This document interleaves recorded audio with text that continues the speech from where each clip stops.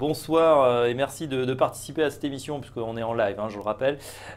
Stéphane, une première réaction voilà, à l'élection, Macron sans trop de surprise quand même, on n'a pas tellement tremblé. Non, c'est vrai, c'était un petit peu prévu. Les sondages ne sont pas encore trompés non plus cette fois-ci. C'est vrai que on a quand même pas mal anticipé en fait les résultats de ce second tour sur les marchés financiers, que ce soit sur l'euro-dollar ou sur les marchés d'actions. Hein. Vendredi, rappelez-vous, sur le CAC 40, à 22 heures, sur les marchés de futurs, on a quasiment terminé à proximité immédiate des 500, des 5500 points. Donc une journée fantastique vendredi dans l'espoir éventuel, bien sûr, d'avoir le résultat de ce soir, et on l'a eu. Donc est-ce qu'il reste un potentiel de hausse? Je pense qu'on pourra avoir une lecture au travers des Américains. Hmm. Je pense que les investisseurs américains vont considérer en fait que le nouveau président français est un ancien de chez Rothschild. Et donc je pense que ça va vraiment booster un petit peu les Américains et peut-être ramener des flux sur la bourse de Paris. Parce que c'est vrai que leurs marchés respectifs sont quand même un petit peu surévalués. Donc à titre de diversification, ça serait pas étonnant, peut-être qu'on ait encore des flux en provenance des US. Donc, à mon sens, hein, en début d'année, j'avais des objectifs de hausse sur le CAC 40 assez raisonnables, autour des 5002, 5003. Donc, on est largement au-dessus maintenant. Et je pense qu'on peut étendre un petit peu ces objectifs. Moi, j'ai un objectif maintenant autour des 5008. Alors, peut-être pas immédiatement.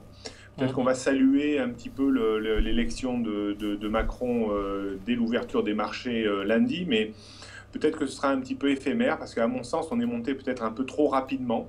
Donc on pourra avoir encore des petites phases de consolidation, mais je pense que pour le reste de l'année, sauf bien entendu grosse surprise aux législatives, mais si M. Macron était conforté par une assemblée nationale en ses couleurs, Mhm. là effectivement je pense que on irait certainement au moins vers les 5008. Donc je pense que le flux reste très positif. La hausse est très très bien étayée d'un point de vue technique depuis l'élection de Donald Trump. On a vu des hausses très construites, des phases de consolidation assez courtes mais parfaitement bien étayées pour monter à chaque fois un peu plus haut. Et là on ne peut pas dire que la hausse soit elle est un tout petit peu excessive à très court terme, mais elle est quand même solide dans un espace court, moyen et long terme maintenant. Donc voilà, je ne suis pas inquiet outre mesure, même si il ne faudra pas d'accident, je pense, sur les marchés américains, parce qu'on sera quand même certainement un peu contaminé. Ouais. Et s'il y avait des grosses pertes, imaginons sur les marchés américains, ce que je ne conçois pas encore à ce jour, mais imaginons, là, pour le coup, les investisseurs américains vendraient peut-être les marchés européens pour financer leurs pertes sur les marchés américains. Pardon. Donc ce serait peut-être un facteur de stress sur les marchés européens, mais pour le moment, on n'est pas du tout dans cette optique-là.